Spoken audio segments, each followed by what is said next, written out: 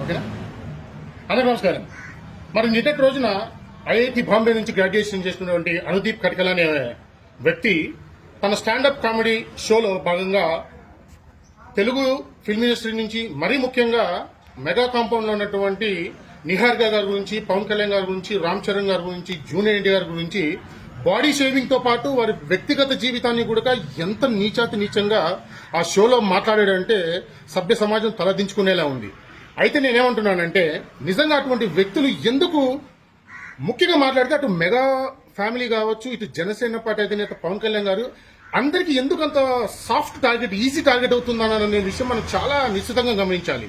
ముఖ్యంగా బాగా గమనించి మిగతా ఫ్యామిలీస్ కావచ్చు, మిగతా ఇండస్ట్రీలో కావచ్చు, పొలిటీషియన్స్ కావచ్చు, ఎందుకు అసలు అంత సింపుల్ టార్గెట్ కావట్లేదు ఒక పవన్ కళ్యాణ్ గారు మెగా కాంపౌండ్ మాత్రమే ఎందుకు ఇంత ఈజీ టార్గెట్ అవుతుందనేది మనం గమనించాలి. లేకపోతే ఎంత అంటే ఒక అధికార పార్టీలో ఉన్నటువంటి ఉప ముఖ్యమంత్రి స్థాయిలో ఉన్నటువంటి పవన్ కళ్యాణ్ గారిని ఈ మధ్య రీసెంట్ గా ఒక చర్చిలో పాస్టర్ మాట్లాడుతూ తల నరికేస్తాం పవన్ కళ్యాణ్ గారిది, అది చూసి బాధపడుతున్నటువంటి వారి అభిమానం చూసి మేము సంతోషిస్తామని చెప్పి బరిదెగించి మాట్లాడుతుంటే హోమ్ మినిస్టర్ గారు కావచ్చు, ఇక్కడ ఉన్నటువంటి ఇంటెలిజెన్స్ టీం కావచ్చు ఏం చేస్తుంది, ఎటువంటి కేసులు ఫైల్ చేశారు వారి మీద? అంటే నేనేమంటున్నా అంటే ముఖ్యంగా ఇటువంటి ఆస్కారం కల్పిస్తున్నటువంటి పరిస్థితి ఎలా ఎలా అనిపిస్తోంది? కఠినమైన చర్యలు తీసుకుంటే ఇటువంటి మాటలు మాట్లాడేదానికి అటువంటి పాస్టర్లు కావచ్చు, మిగతా వారు కావచ్చు ఎందుకు ఈ స్థాయిలో బరిదెగించి దాడి చేస్తున్నారనే విషయాన్ని మనము గమనించాలి. సరే, అదటి ఉంచితే జనసేన పార్టీ పేరిట పవన్ కళ్యాణ్ గారి దగ్గర చేరువయి జన సైనికుల భుజాల మీద ఈరోజు అధికారం చెలాయిస్తున్నటువంటి ఎంతమంది అయినా కానీ ప్రతి ఒక్కరు కూడా ఈరోజు ఆయన పేరు చెప్పుకొని జీవితాలు అద్భుతమైన స్థాయిలో తీసుకుంటున్నటువంటి వ్యక్తులు ఆయన పండగ పేరిటో, ఆయన బర్త్డేల పేరిటో, పార్టీ ఆవిర్భావ దినోత్సవం పేరిటో అట్టహాసంగా చేసే మనం ఈ రోజు వారి మీద జరుగుతున్న దాడిలో కూడా ఒక అడుగు ముందుకేసి ఈ రోజు మనం వాళ్ళకు సరైన బుద్ధి చెప్పాల్సిన బాధ్యత మనకు లేదా?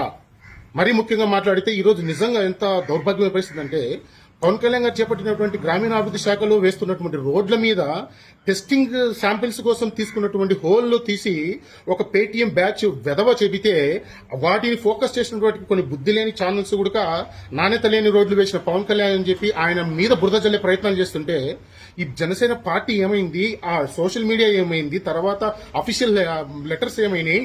ఈ రోజు పొద్దున ఉదయం జనసేన పార్టీ అఫీషియల్ హ్యాండిల్ నుంచి రిలీజ్ అవుతుంది. తప్పుడు సమాచారం వ్యాప్తి చేస్తే మీకు చట్టపరమైన చర్యలు తీసుకోండి. ఇన్ని రోజులు పట్టిందా మీకు?